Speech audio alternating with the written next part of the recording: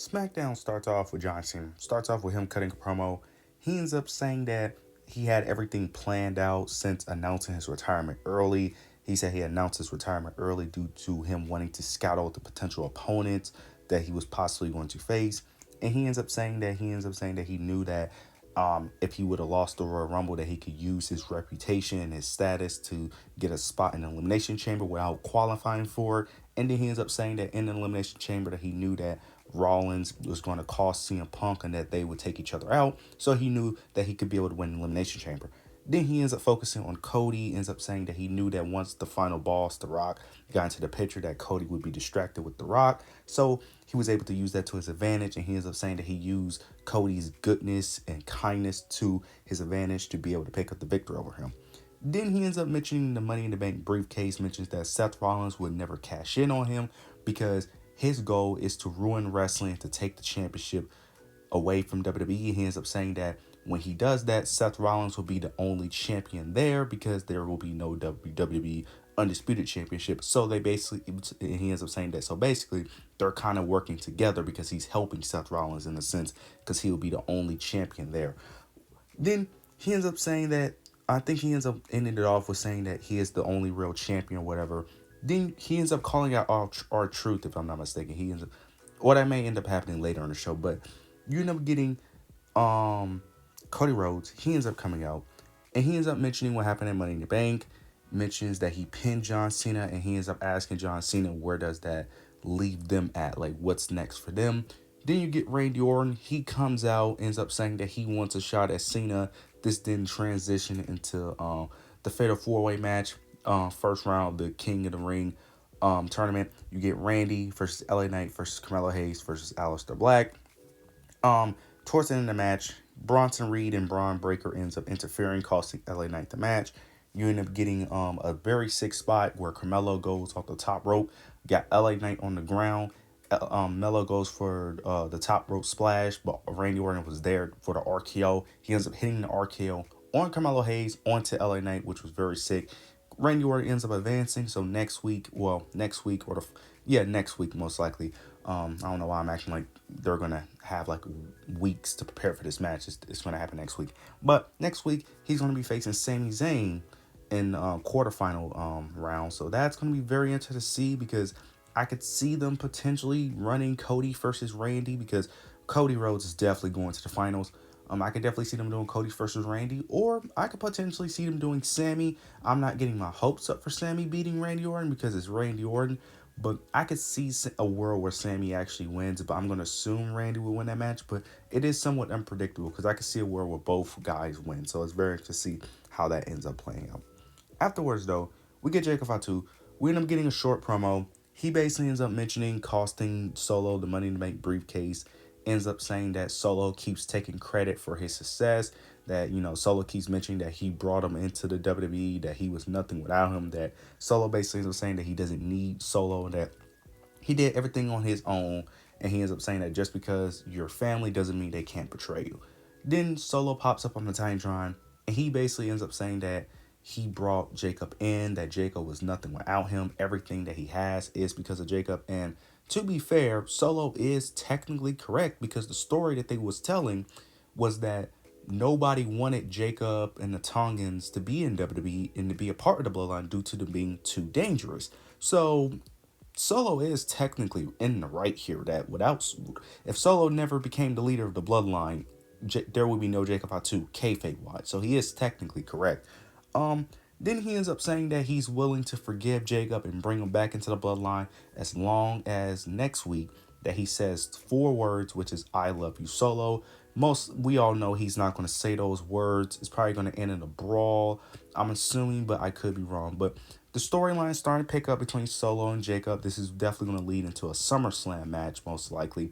Hopefully, it leads to Solo winning the U.S. title because that's the only way to make this interesting, because you can't have Jacob just beat Solo like with ease. You got to add something to make this story interesting so it could drag out a bit, because you just have Jacob win the first match, it's just going to be ridiculous. So Hopefully this is a feud that can last a few months, and Solo could probably dethrone Jacob by cheating, of course. He's not beating him clean. By cheating, of course, and then you can have Jacob chase after him being the babyface in this situation. So I'm very interested to see how this plays out.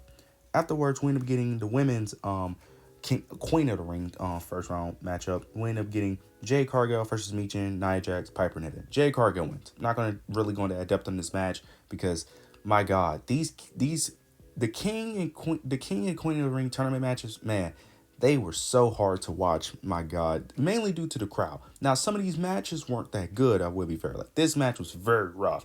Now, it was very rough mainly due to the four women because I don't know why they paired these four. I don't understand because when I looked at the card, I was just like, I don't understand how these women would even work in the ring. But Jay picks up the victory. She's going to face Roxanne next week. Most likely she's going to win. Go to the finals, I'm assuming, and probably win the thing, which is my pick. So looks like I'm going to be right so far. We'll see how this plays out. Then we end up getting Naomi. She was cutting a promo. She was mentioning, Money in the Bank. Mitchell wins that.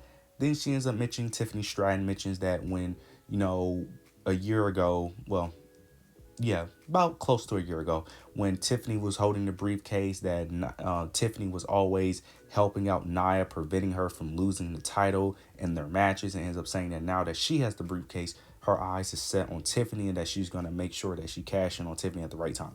Tiffany comes out, and then she ends up saying that basically Naomi, my fault, Naomi is all talk, no action, and that if she's really, confident in herself, that she would just cash in right there, which I found hilarious because the fact that Tiffany said that even though she did the complete opposite was kind of insane. But she was basically trying to bait Naomi to cash in, but Naomi didn't fall for it. She ends up refusing, and then she ends up leaving the ring.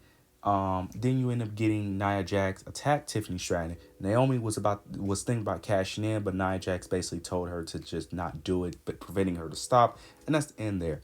So overall, I like what they're doing here. Slowly building up Naomi potentially cashing on Tiffany Stratton. Slowly building it up. Now, one thing I don't like is that we're potentially rehashing the Nia Jax and Tiffany Stratton feud.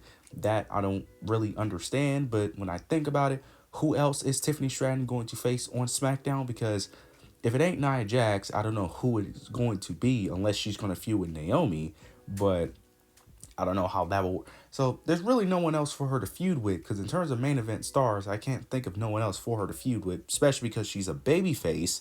So that makes it complicated because the only other person she could feud with is maybe, well, she just had a match with Charlotte at Mania, so I don't know if you want to redo that. Yeah, there's no one for her to face unless you want her to face mid-card talent like Michin and B-Fab. Like, it gets very tricky, so this is kind of the only option, to be honest, in terms of credible opponents. So this is what we got, unfortunately.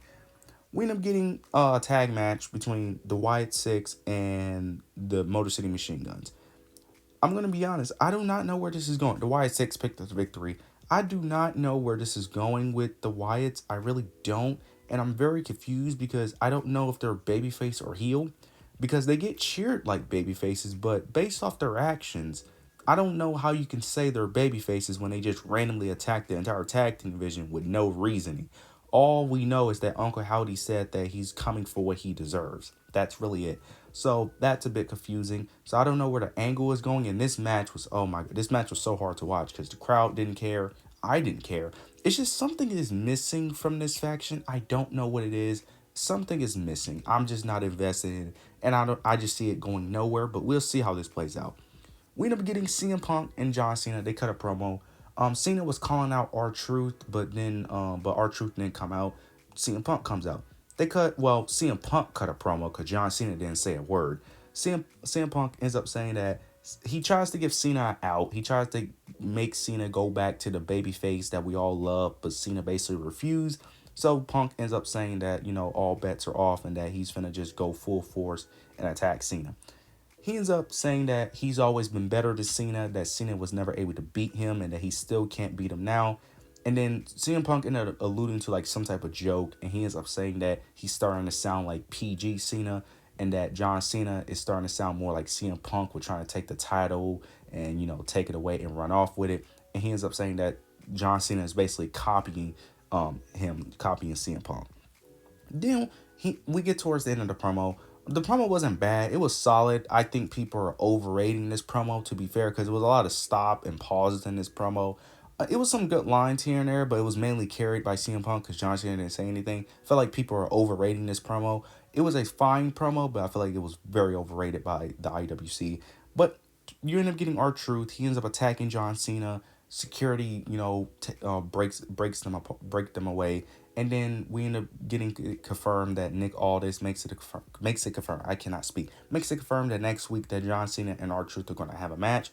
Very interested to see how that plays out because I never would have thought that John Cena would have a match on SmackDown or Raw. I feel like all of his matches was going to be on pay-per-view, which might still be a thing. It might just be a thing where John Cena attacks R-Truth before the match, so technically it'll be a disqualification, or that it's technically a match, but it'll be a short match, if that makes sense. So maybe it'll be something like that, but we'll see how that plays out. Then we get the main event.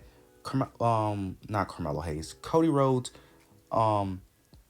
Oh wait, oh my God, I almost skipped ahead to the other women's Queen of the Ring match. We end up getting Charlotte Flair, Alba Fire, Alexa Bliss, and Candice LeRae. I almost forgot this match even existed. Alexa Bliss picks up the victory. They're telling the story between her and Charlotte. Don't know where it's going. Really, it's really slow burning, which I don't mind, but it's like, okay, we got to start picking this up. Like, we really got to start picking this up. Like, what is the purpose? What is the end goal? I'm assuming it's going to lead to a feud.